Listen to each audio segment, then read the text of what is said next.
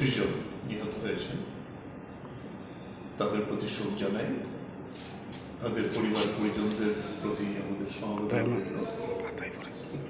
এবং গোটা দেশ এবং গোটা রাজ্য তাদের পাশে আছে। এই বন্যাতে সবচেয়ে ব্যাপক ক্ষতি যা হয়েছে সেটি হল কৃষক সমাজ।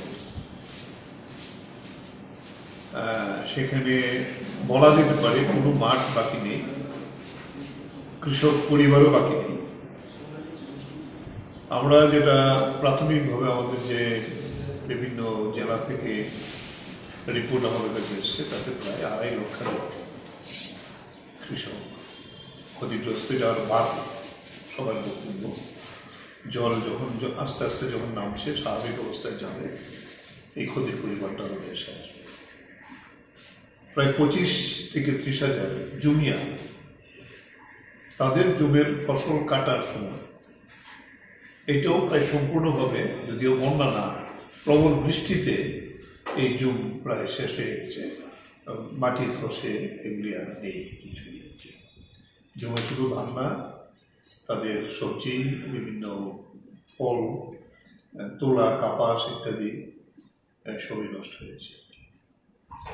এই বিষয়টা আমরা আমাদের কাছে যে তথ্য এখন পর্যন্ত এসছে, তার ভিত্তিতে আমরা খুব জরুরি ভিত্তিতেই আমাদের মুখ্য সচিবের কাছে গতকালকে আমরা বিকালবেলায় 5টা নাগাদ আমরা ডেপুটেশন মিলিত হই।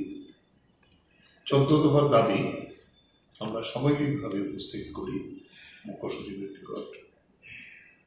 এই দাবিগুলির মধ্যে প্রধানত যে আমরা বলেছি ওনাকে যে এর আগেও 2-3 বারের মতো এরকম বিভিন্নভাবে কৃষকরা ফসল ক্ষতিগ্রস্ত হয়েছে, যদিও একটিবারের জন্য কিছু টাকা দেওয়া হয়েছে ডিজাস্টার ম্যানেজমেন্ট তহবিল থেকে, কিন্তু বাকি দুটো কিন্তু দেওয়া হয়নি। আমরা বারবার তখন কৃষিমন্ত্রী, খাদ্যমন্ত্রী, কৃষি দপ্তরের আধিকারিক, একেবারে নিচের স্তর পর্যন্ত আমরা গিয়েছিলাম, ডিএমদের কাছে আমরা গিয়েছিলাম। সেই জায়গায় দাঁড়িয়ে আমরা বলেছি এবং উনি আমাদের এই 14 দফার দাবি মূলত এটা পড়েছেন, পরে মন্তব্য করেছেন। আপনারা তো খুব কারেক্টলি এই টোটাল বিষয়টা তুলে এনেছেন এবং সবগুলি খুব যথার্থ। আজকে মুখ্যমন্ত্রীর মিটিং আছে, সেই বন্যা নিয়ে মিটিং হবে, ডিএমদেরও ডেকেছেন, আমাদের সবাইকে ডেকেছেন। আমরা তাদের সঙ্গে এই মিটিংয়েও আমি এই বিষয়গুলো উপস্থাপিত করব, এই বিষয় নিয়ে আলোচনা। এবং পরবর্তী সময়তে কৃষি দপ্তর, হর্টিকালচার, তারপরে হলো আমাদের ফিশারিজ, অ্যানিমাল হাজবেন্ডারি, মৎস্য, এই সমস্ত দপ্তর নিয়ে আমি আলাদা করে একটা মিটিং করব। আপনাদের এই বিষয়গুলো আমি নোট করে করে সবাইকে পাঠাবো, যাতে সমস্ত দিক থেকে এই বিষয়গুলো উঠে আসে। আমরা যেটা বলবো, কৃষিমন্ত্রী একটা স্টেটমেন্ট বন্যার পরের দিনে দিয়েছে, আমরাও তাকে স্বাগত জানিয়েছি এবং এটা মন্ত্রীও স্বীকার করেছেন। এটা প্রাথমিক তথ্য তিনি দিয়েছিলেন প্রায় 1-1.5 লাখের মতো এরকম, এবং স্বীকার করেছেন রাজ্যের এমন কোনো জমি বাকি নেই যে জমি ক্ষতি হয়নি। ফলে আমরা বলবো যে এইটা শুধু একটি সরকারের পক্ষে, ত্রিপুরার মতো সরকার, তার যে আর্থিক অবস্থা সম্ভব না। আমরা সেখানেই সর্বদলীয় মিটিং হয়, সেখানের মধ্যে দাবি উঠেছিল যে ইমিডিয়েটলি যদি কেন্দ্রীয় পর্যবেক্ষক দল না আসে তাহলে এটা নিরূপণ করা হবে। দেখা যায় অতীতে পরে আসে, তো ভালো কেন্দ্রীয় সরকার এই বিষয়তে আজকেই তাদের দল পাঠিয়েছেন। আমরা দেখলাম 4-5টি দপ্তরকে নিয়ে মিনিস্ট্রি এটা টেক আপ করছেন। এটা ভালো, তারা স্পেশাল বিমানে আসবেন এবং এখন ধ্বংসাবশেষগুলি সহজভাবে দেখা যাবে এবং তার ভিত্তিতে আমরা বলবো যাতে ব্যাপকভাবে কেন্দ্রীয় সাহায্য না হলে রাজ্যের পক্ষে করা সম্ভব না। এরপরে যে বিষয়টা আমরা নিয়ে এসেছি সেটি হল যে সেখানে জমি আছে, তার তো ফসলের সবটা নষ্ট হয়েছে, তাকে একটা বড় ধরনের আর্থিক প্যাকেজ দিতে হবে, কারণ এখন তার জুম করা সম্ভব। আর্থিক প্যাকেজ না দিলে অনাহার সেখানে শেষ হয়ে যাবে। এই ব্যাপারটাও নিয়ে এসেছি আর সেচ, আমাদের কাছে যদ্দূর খবর সেই ব্যবস্থাগুলো নদীর পাড়েই থাকে। সমস্ত সেচ ব্যবস্থা প্রায় ধ্বংসপ্রাপ্ত হয়ে গেছে।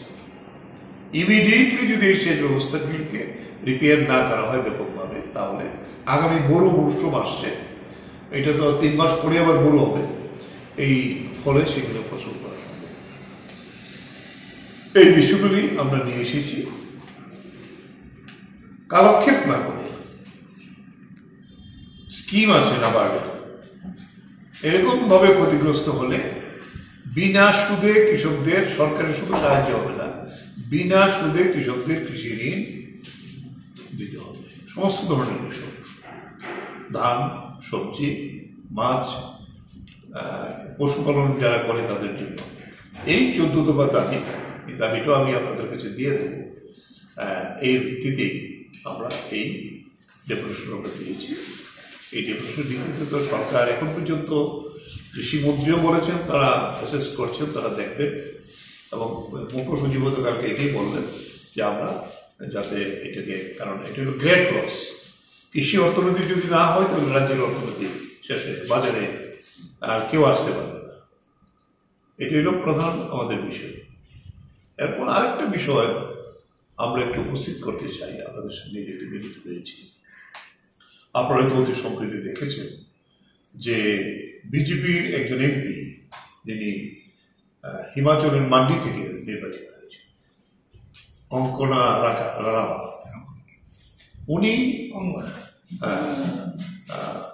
উনি কৃষক আন্দোলন সম্পর্কে এর আগেও মন্তব্য করেছেন।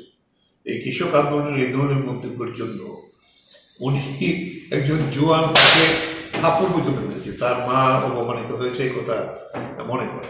100 টাকাতে মহিলা পাওয়া যায়, পাঞ্জাব হরিয়ানাতে নাকি এরকম আছে।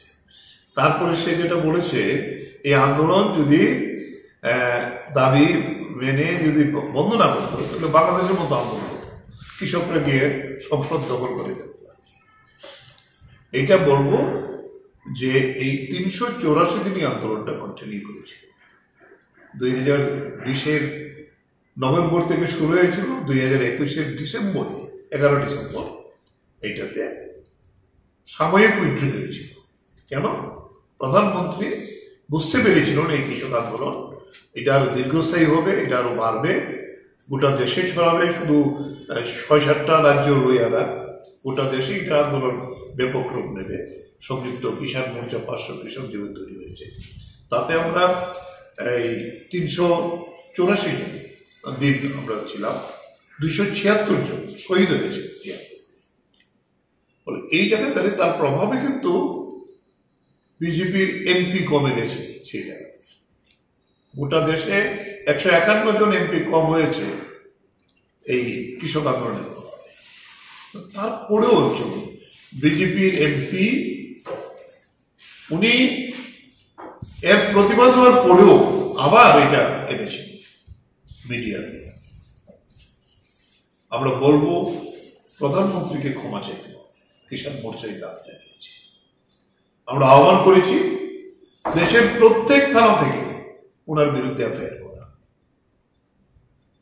এবং বিজেপি প্রধানমন্ত্রীকে ক্ষমা চাইতে হবে এবং তাকে এই সমস্ত বিবৃতি উইথড্র করে কৃষকদের কাছে পৌঁছাতে হবে। তা না হলে গোটা দেশের কৃষকরা তার বিরুদ্ধে প্রতিবাদ করবে। একজন এমপি, মানে বিজেপির এমপি, বিজেপি টিকিট এমপি হয়েছে। সাম্প্রতিক মন্তব্যটা কি ছিল? মন্তব্যটা ছিল ওই কথাটাই আবার করেছে যে কৃষক আন্দোলন যদি ওরা বুঝতে পারেনি যে নরেন্দ্র মোদী এটা মেনে নেবে, মেনে নেওয়াতে ওদের বিষয়টা দামাচাও পড়ে গেছে, তা না হলে ওরা সংসদ দখল করতে হবে। বাংলাদেশের মতো ওরা আমাদের দেশেও এরকম প্রতি বিপ্লব ঘটিয়ে ফেলত কৃষকরা। বলে এই কৃষকরা তারা এরকম গোটা দেশের কৃষক সমাজের প্রতি এটা এই কথাটা অপমানকর। এই 276 জন যে শহীদ হয়েছে তাদের প্রতি অপমানকর। এটা কি কৃষক সভা কেন্দ্রীয় নেতৃত্ব সিদ্ধান্ত নিয়েছে যে প্রতিটা থানায় মামলা করার ব্যাপারটা? এবং সংযুক্ত কিষাণ মোর্চা নিয়েছে যে 500 অধিক কৃষক টিকায় কালকে স্টেটমেন্ট করেছে সংযুক্ত।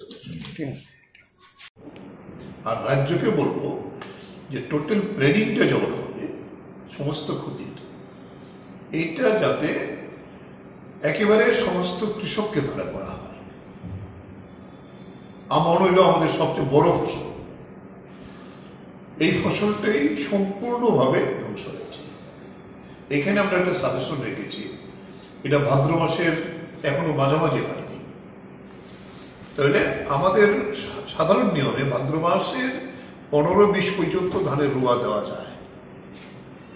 অতীত আমাদের সরকার, বামপন্থী সরকার যখন ছিল, এরকম বন্যা হয়েছিল যে আমরা বলবো যে ক্যাশ টাকাটা তো ইমিডিয়েট দিতেই হবে তাদেরকে রক্ষা করার জন্য, কিন্তু ফসল যদি করতে হয় তাহলে ফার্স্ট যে কাজটা করতে হবে ইমিডিয়েটলি ব্যাপকভাবে রেগা কিংবা শহরের বিভিন্ন জায়গাতেও তো জমি আছে, এর জন্য টোয়েব দিতে হবে, যাতে পলি এবং বালি গার্বেজ, আমরা দেখে আসলাম বিভিন্ন জায়গাতে মিউনিসিপ্যাল গার্বেজও গিয়ে জমিতে পড়ে গেছে, নদীর তীরে সবই ভেসে আসে।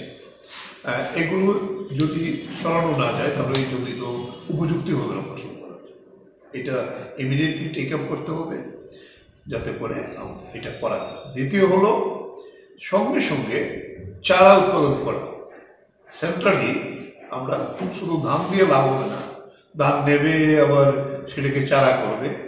এখন এরকম পদ্ধতি বৈজ্ঞানিকভাবে আছে যে একসাথে এক একটা এগ্রি সাব ডিভিশনের মধ্যে ধানের চারা করবেন, যত কৃষক হয়েছে তাতে চারাটা দিয়ে দেবে। তাহলে ওই জমিগুলিতে অনেক জায়গায় দেখা যাবে জমি চাষও দিতে হবে না, পলি যেভাবে পড়েছে তারা রোপণ করতে পারবে, তাহলে আমরা কিছু ফসল অন্তত পেয়ে যেতে পারব। দ্বিতীয় হলো সবজির একটা ব্যাপক ক্ষতি হয়েছে, হাহাকার বাজারে এখনই শুরু হয়ে গেছে। মরিচের কেজি তো প্রায় 400 টাকার উপরে উঠে গিয়েছিল, যদিও এখন একটু কমেছে, হয়তো বাইরের আমদানি থাকার ফলে সেই জায়গায় দাঁড়িয়ে সবজির বীজের থেকেও বড় কথা হইব হর্টিকালচার ডিপার্টমেন্ট যদি উদ্যোগ নেয়, তাহলে বিভিন্ন জায়গাতে এখন কফির সিজন, বেগুন, তারপরে হলো আমাদের এই যে সিজন যখন আছে মরিচ, এগুলো চারা তৈরি করে কৃষকদের কাছে বিক্রি করা। এবং টিলার যারা, তারা তো বন্যা সেই বাইরে, কিন্তু বৃষ্টিতে সব জমি নষ্ট হয়ে গেছে সমস্ত। এই আমি বর্জলার তাদের সঙ্গে কথা বললাম, সব টেক চেপে লাগে, সমস্ত জমি নষ্ট হয়ে গেছে। তেলিয়ামোড়া কালকে আমাদের প্রতিনিধি ছিলেন, ও বলেছে সমস্ত সবজি প্রায় শেষ, সবজি আর বাজারে উঠবেই না এমন অবস্থা। তাই এটি তাড়াতাড়ি সেখানে যদি ফিরিয়ে আনতে, এরপরে যেটা হয়েছে আর সবচেয়ে বড় ক্ষতি হয়েছে মাছের। এমন কোনো জায়গা নেই যেখানে ইভেন উপরের যে বিভিন্ন ট্রাইবেল এলাকাতে লেক আছে, পাহাড় এলাকাতে ট্রাইবেল নন ট্রাইবেলও আছে, এই লেকও পর্যন্ত ভাসে গেছে। কারণ তাহলে বন্যার জন্য না, শুধু বৃষ্টির জলে আর কি, তার পার ভেঙে গেছে, প্রচন্ড লস হয়েছে। এগুলো আগে রিপেয়ার না করে তো মাছের চারা ফেলা যাবে না। ইমিডিয়েটলি আমাদের রাজ্যে যদি চারা না থাকে, বাইরের রাজ্য থেকে মাছের চারা এনে সেটা দেওয়ার ব্যবস্থা করতে হবে। এরপরে যেটা আসছে সেগুলো গবাদি পশু, গরু, মুরগি, শূকর, তারপরে এগুলি যারা আছে আর কি, তার খাদ্য প্রায় নেই বললাম আর কি। তাই ফডার, পশু খাদ্য, শূকরের খাদ্য আলাদা আছে, পোলট্রির জন্য আলাদা খাদ্য আছে। পোলট্রিও অনেক কৃষক আমাদের বলেছে তাদের পোলট্রির আর কোনো ধ্বংসাবশেষ নেই, এই জায়গাতে দাঁড়িয়ে গেছে আর কি। চিক্স দেওয়া, তার পিগলেট দেওয়া, গরু ক্ষতিগ্রস্ত হয়েছে, কিছু গরু বেশিও কিছু এরকম আছে আর কি, পূরণ করা এই বিষয়। এরপরে যে বিষয়টা আছে গবাদি পশু নিয়ে, আমরা বলবো ইমিডিয়েটলি বন্যার পরে যা হয়, মানুষের যেমন রোগ হয় ব্যাপকভাবে